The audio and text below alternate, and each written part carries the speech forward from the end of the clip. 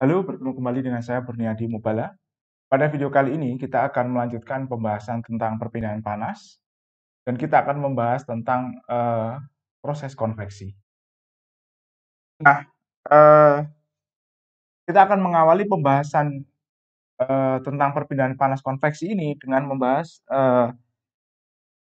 karakteristik aliran fluida, oke,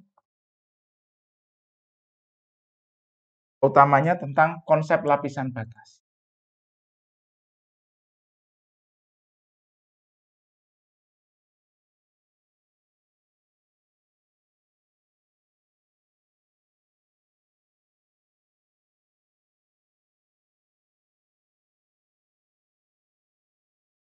Nah, misal begini, kita punya sebuah plat datar horizontal yang kemudian dialiri oleh fluida, ya,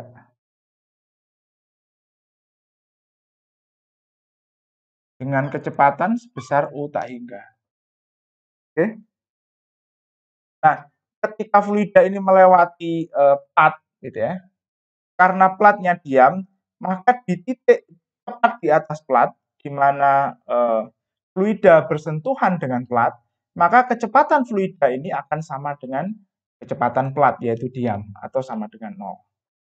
Nah, lalu karena fluida ini memiliki viskositas, nah dia akan memberikan hambatan kepada fluida yang ada di atasnya. Oke. Jadi nanti fluida yang ada di atasnya ini juga akan mengalami penurunan kecepatan. Oke. Lalu kemudian fluida ini juga memberikan daya kepada fluida yang ada di atasnya. Nah, sehingga nanti ada wilayah di mana fluida ini kecepatannya berubah dari 0 sama dengan dinding. Lalu kemudian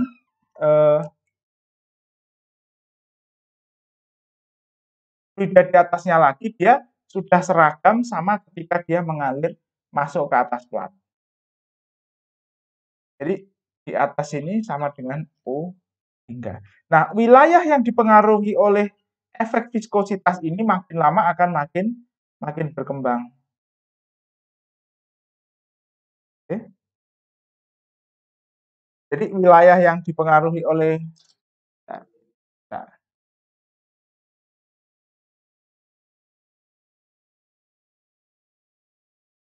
viskositas ini, di mana kecepatannya berubah ini, dia makin lama makin berkembang. Oke. Jadi ini di sini ya.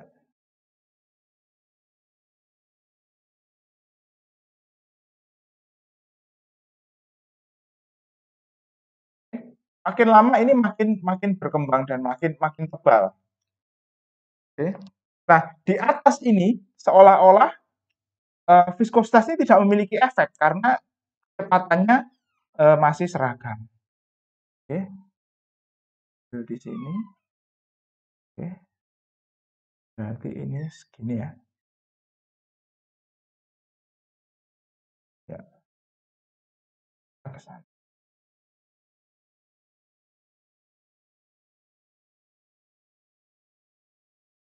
Tahu dan seterusnya. Ya. Nah, tebal lapisan ini di mana viskositas memberikan pengaruh pada aliran fluida ini disebut sebagai delta. Yaitu simbolkan delta disebut sebagai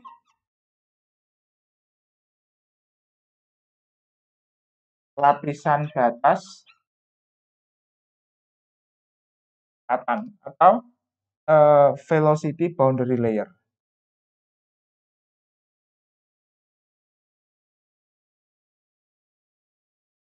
Boundary layer. Oke. Nah, di dalam lapisan delta, di dalam lapisan batas ini, fluida mengalami tegangan geser sebesar tau, okay, yang nilainya adalah viskositas dinamik kali gradien kecepatan horizontal relatif ke arah sumbu vertikal.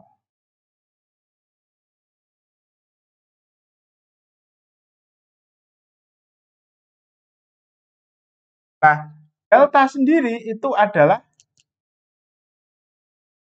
kita definisi secara formal sebagai jarak vertikal dari dinding plat dalam hal ini ya, hingga kecepatan fluida itu adalah U tak hingga kali 0,99. Jadi jarak ini adalah jarak dari dinding ke atas sampai di mana kecepatannya itu sama dengan 0,99 kali U tak hingga.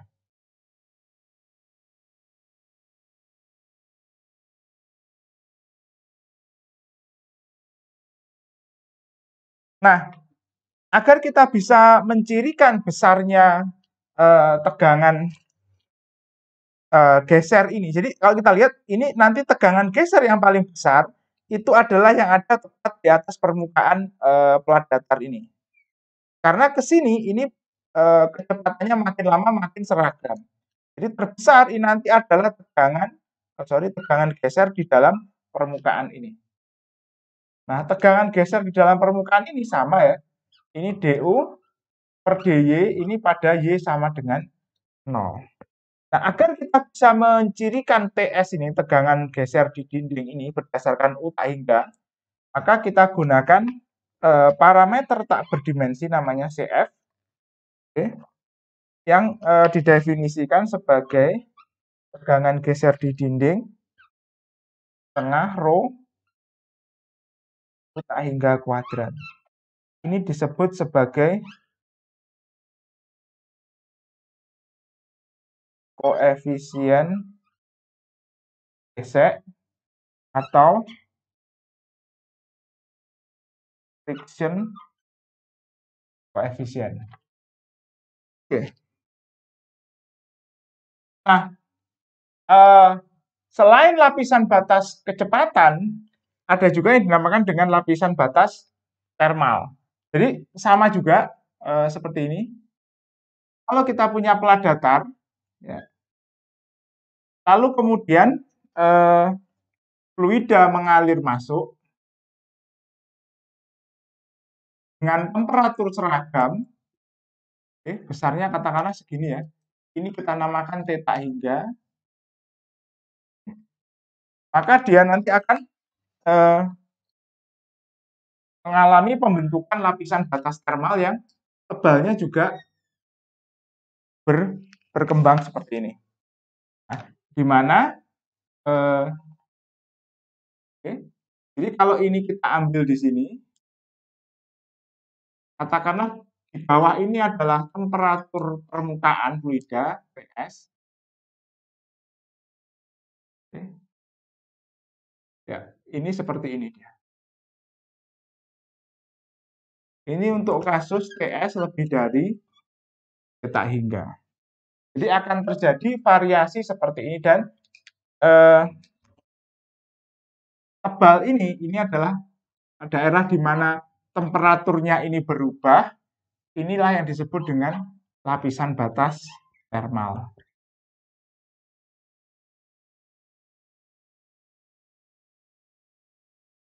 Oke, didefinisikan sebagai jarak dari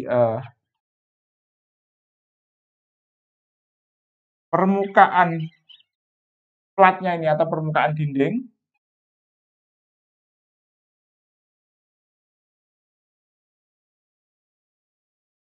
hingga T dikurangi temperatur permukaan. Jadi temperatur fluida dikurangi temperatur permukaan. Ini sama dengan,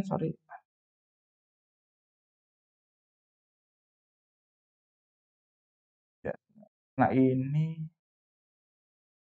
sebentar, ini TS, berarti ini adalah theta hingga dikurangi TS, ya.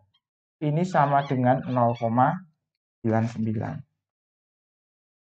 Jadi kalau kita lihat yang didefinisikan di sini adalah beda temperaturnya. Jadi beda temperatur antara fluida dengan permukaan itu sama dengan eh, beda temperatur theta hingganya dengan permukaannya. Oke.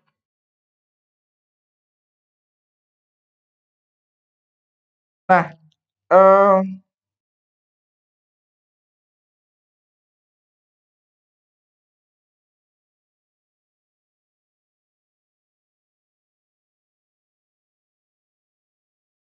jika di lapisan batas kecepatan ini ya, di dinding ini berlaku bahwa kecepatan fluida sama dengan kecepatan dinding, oke, maka di lapisan batas termal ini, di sekitar dinding ini berlaku bahwa laju perpindahan panas konveksi masuk menembus vertikal, arah vertikal sama dengan laju perpindahan panas atau flux panas konduksinya.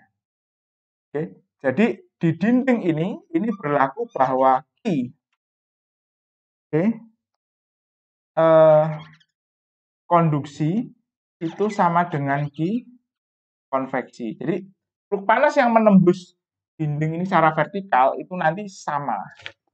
Berarti apa? Min Kf konduktivitas termal fluida, gradien temperatur di Y sama dengan 0. Oke. Ini sama dengan H Ps min theta hingga. Jadi sama dengan uh, flux konveksinya. Nah, dari sini kita bisa tentukan bahwa H, koefisien perpindahan panas, itu sama dengan min Kf, gitu ya, dt per dy di Y sama dengan 0, dibagi temperatur permukaan dikurangi theta hingga. Oke.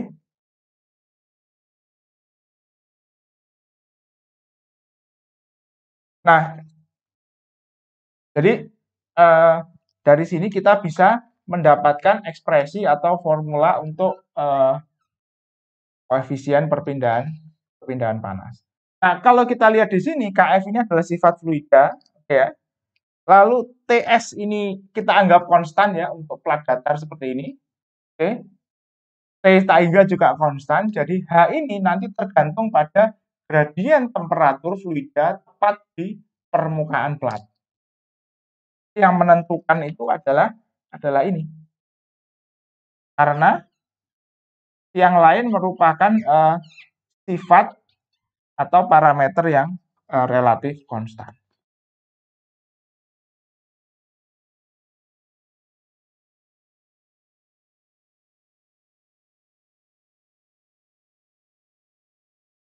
Kita bersihkan dulu.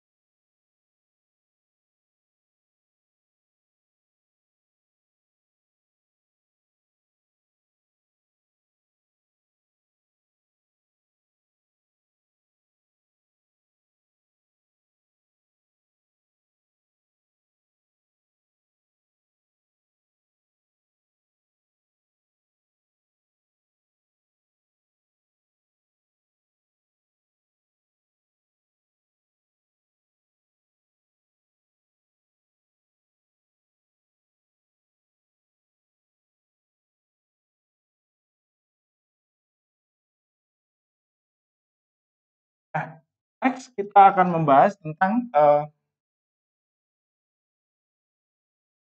aliran laminar dan turbulen. Oke. Nah, jadi pada dasarnya ada dua tipe aliran fluida ya, aliran laminar dan turbulen. Untuk kasus di pelat datar, gitu ya. Jadi kalau misalkan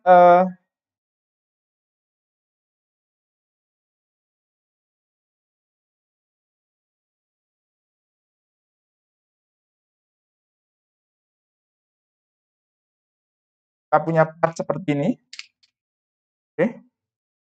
Nah, ketika sebuah aliran yang seragam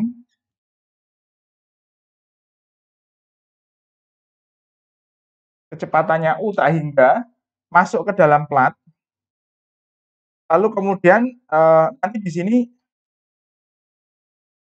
lapisan batasnya berkembang, oke. Nah, lintasan fluidanya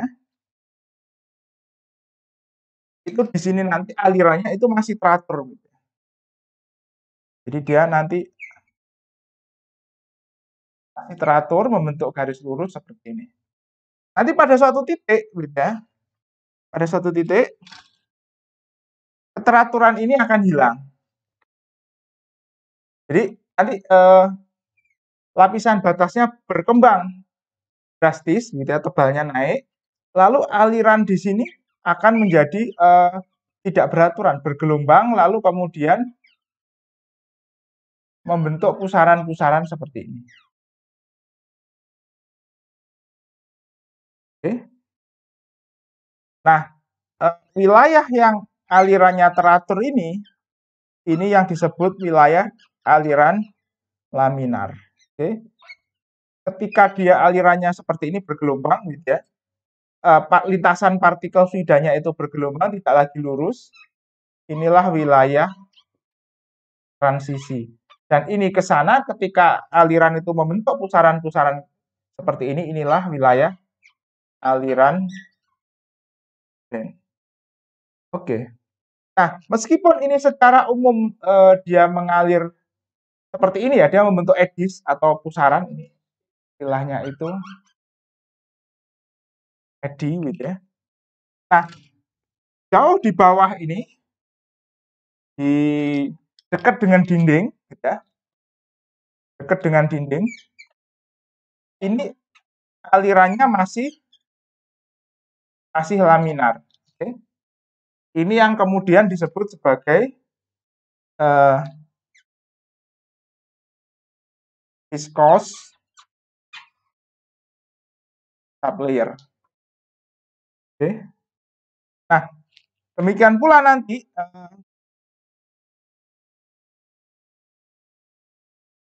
di atasnya ini tidak langsung turbulen, dia masih bergelombang seperti ini. Ini yang disebut dengan cover layer. Oke. Nah, kapan aliran laminar ini berpindah menjadi turbulen? Ini dicirikan dengan bilangan Reynolds.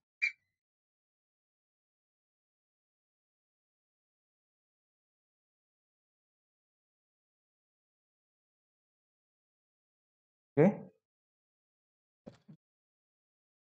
Dicirikan oleh bilangan Reynolds.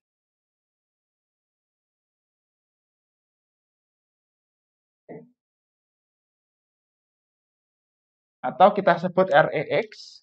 Kenapa REX? Karena yang kita gunakan dimensinya adalah X. Ini adalah rho mu tak hingga X per mu. Oke. X jarak dari ujung plat. Jadi X ini adalah jarak dari sini ke sana. Inilah X. Oke. Jadi kalau ini bergerak, fluidanya bergerak semakin ke hilir pada satu titik, dia akan mengalami perubahan gitu ya. Alirannya dari laminar kemudian bertransisi menjadi turbulen. Nah, bilangan Reynolds ini dari susunan formulanya dapat kita tafsirkan sebagai rasio antara ini adalah gaya inersia dan ini adalah gaya viskos. Gitu.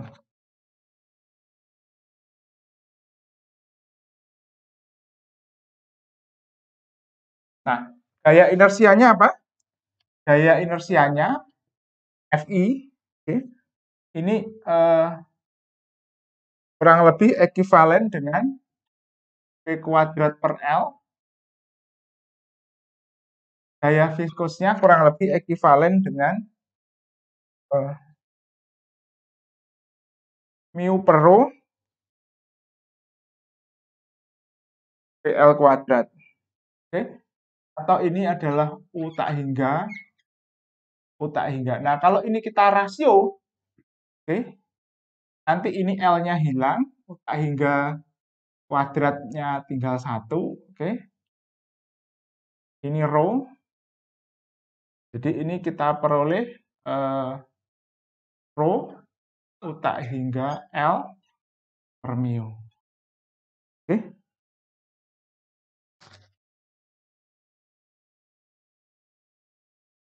Nah, berapa bilangan Reynolds kritisnya? Oke. Jadi secara umum begini.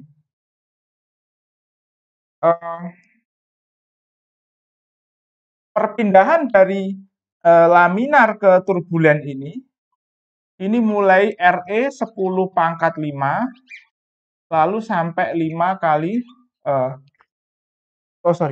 kali 10 pangkat 6. Oke. Nah, karena ini ada semacam selang untuk memudahkan, ini diambil nilai tengah sekitar atau nilai yang paling umum terjadi 5 kali 10 pangkat 5. Jadi ini untuk pelat datar. Nanti untuk kasus aliran yang berbeda, nilai Reynolds kritisnya ini yang mencirikan transisi laminar ke turbulen ini juga akan berbeda.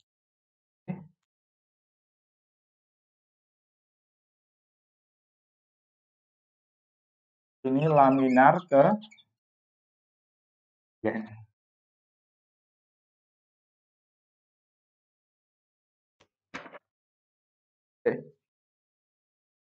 Nah, kita sudah membahas tipe aliran dan kita sudah membahas satu bilangan tak berdimensi. Nah, selanjutnya kita akan masuk membahas bilangan-bilangan tak berdimensi atau parameter tak berdimensi yang penting dalam perpindahan panas konveksi.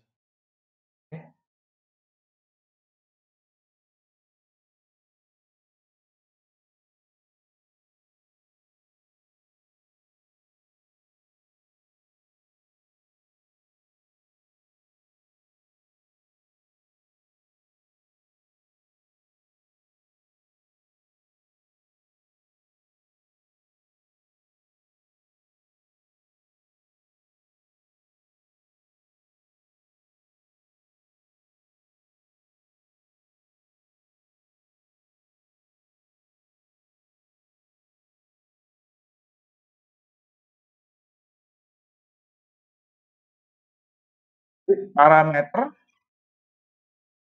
tak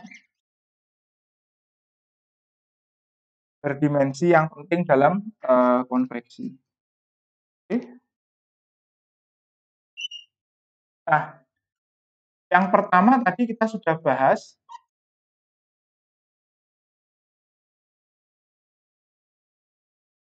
bilangan Reynolds atau RE yang mengkarakterisasi aliran, rasio gaya inersia dengan gaya viskos. Yang kedua yang penting adalah bilangan Nusselt atau NU. Oke. Nah, ini bilangan Nusselt ini adalah rasio antara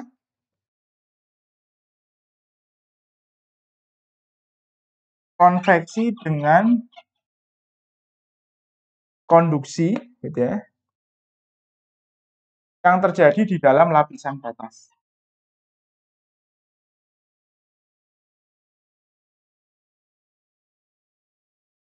Oke.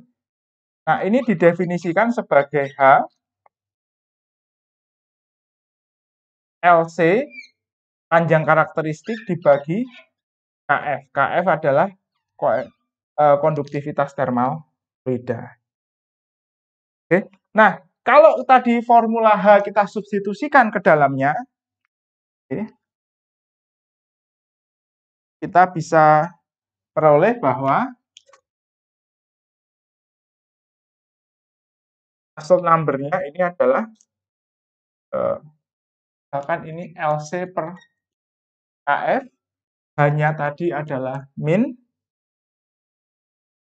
KF dt dy, y sama dengan 0, TS dikurangi T hingga. Oke, dari sini KF-nya hilang. Oke ya. Jadi yang tersisa ini adalah min LC ya, dt dy, y sama dengan 0, TS dikurangi T hingga. Nah, kalau misalkan kita definisikan T bintang itu sebagai T dikurangi T tak hingga, TS dikurangi T tak hingga, oke. Lalu kita definisikan Y bintang itu sebagai Y dibagi LC. Lalu kemudian ini kita substitusikan ke sana, ini juga kita substitusikan ke sana. Ini kita peroleh min LC ya, per TS min T tak hingga D ini adalah T bintang TS min T tak hingga ditambah T tak hingga dibagi D, oke ya, Y bintang LC. Oke. Nah, ini konstan, ini turunan, ini konstan, jadi turunannya pasti 0. Oke. Lalu kemudian ini konstanta, LC juga konstanta, dia bisa dikeluarkan. Sehingga dari sini diperoleh Nusselt number-nya adalah min LC TS dikurangi T tak hingga, ya. Ini TS dikurangi T tak hingga, keluar, LC keluar, dt bintang per dy bintang di y bintang sama dengan 0. Oke. Nah, jadi dari sini kita ketahui bahwa Nusselt number ini min dt bintang per dy bintang sama dengan 0. Jadi Nusselt number ini selain mewakili rasio dari konveksi dan konduksi di lapisan batas, dia juga merupakan atau tergantung juga pada gradien temperatur. Jadi pada dasarnya ini.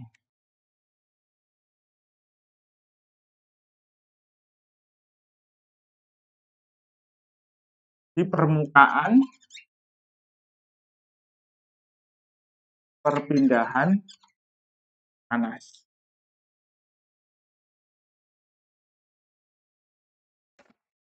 Nah, bilangan tak berdimensi yang selanjutnya,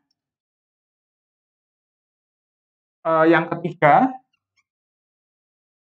ini disebut sebagai bilangan Prandtl. Ini disimbolkan sebagai PR. Ya. Jadi definisinya dia adalah rasio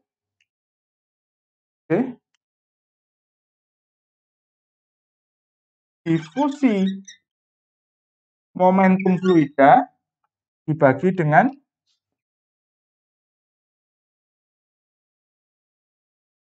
difusi energi di lapisan batas. Oke, jadi kalau kita tulis definisi matematisnya,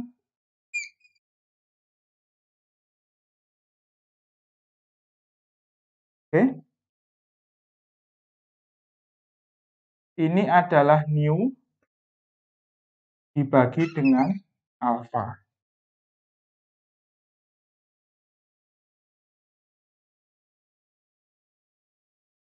Nah, karena nu ini adalah mu per rho, alfa adalah K per rho CP, ya. Jadi ini nanti rho-nya saling menghilangkan, kita peroleh CP mu per K. Nah, kalau kita lihat, ini merupakan sifat fluida semua. Jadi, nilai bilangan Prandtl ini tidak tergantung pada karakteristik aliran, tapi dia tergantung kepada sifat fluidanya.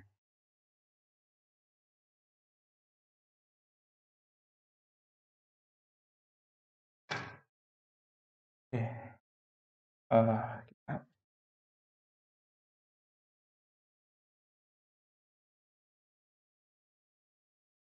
Nah,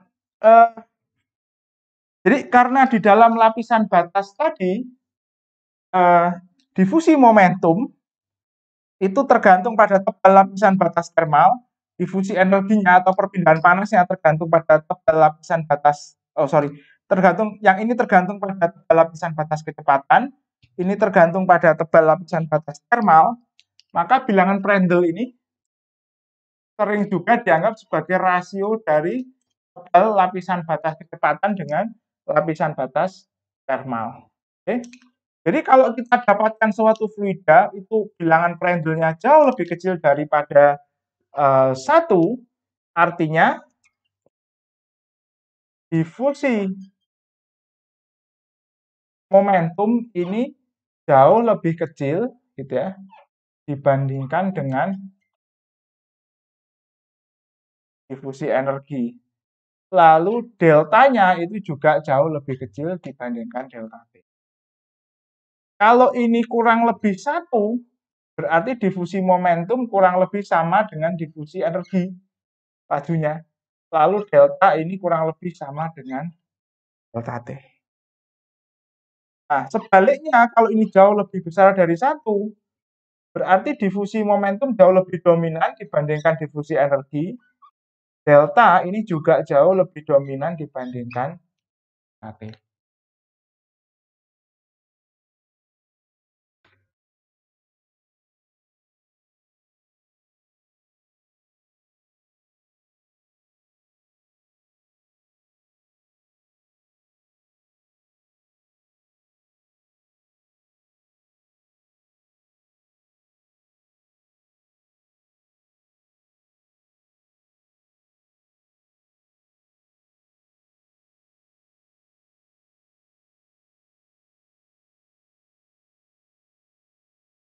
Nah, kalau kita perhatikan di sini,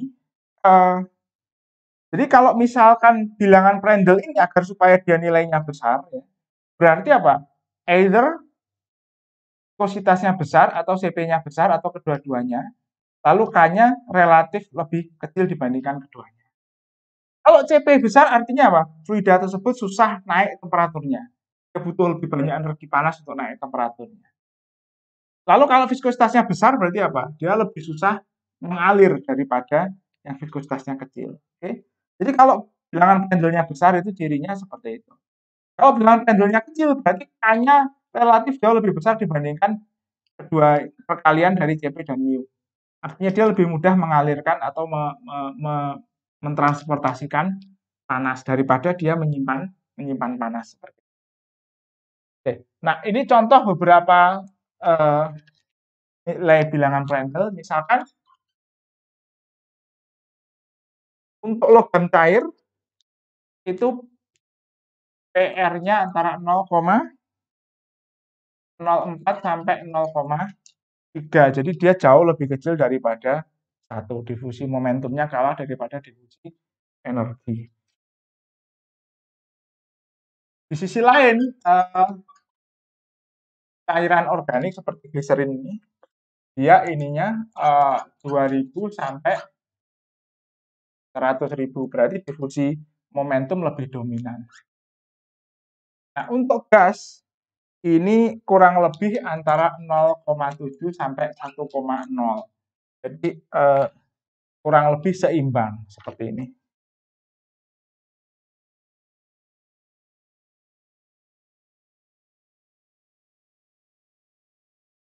Nah, masih ada lagi bilangan-bilangan tak berdimensi yang penting di dalam perpindahan panas konveksi, seperti misalkan Grashof number gitu ya.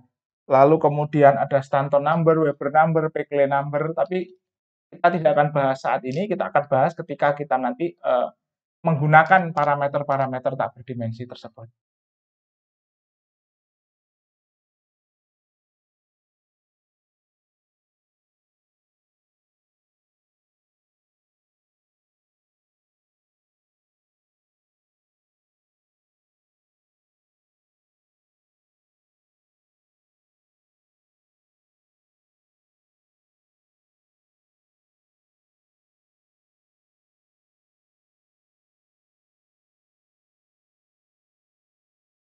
Oke, nah mengapa parameter-parameter tak berdimensi ini penting dalam kajian konveksi? Karena pada dasarnya koefisien konveksi ini sulit ditentukan secara matematis, kecuali untuk beberapa kasus yang sederhana pada aliran laminar. Nah, pada kasus-kasus aliran turbulen itu data koefisien konveksi itu diperoleh melalui pengujian atau eksperimen. Nah, ini adalah contoh setup eksperimen untuk konveksi melewati pelat datar. Jadi kita punya sebuah pelat, lalu di bawahnya kita beri pemanas listrik, yang kemudian bisa kita ukur berapa daya yang dikeluarkan dari tegangan dan arus yang mengalir. Lalu kemudian sekitar pelat ini diisolasi, lalu kemudian temperatur permukaannya nanti diukur, dan kemudian udara yang atau gas yang mengalir di atas pelat ini, mungkin udara begitu ya, itu diukur kecepatan dan temperaturnya juga.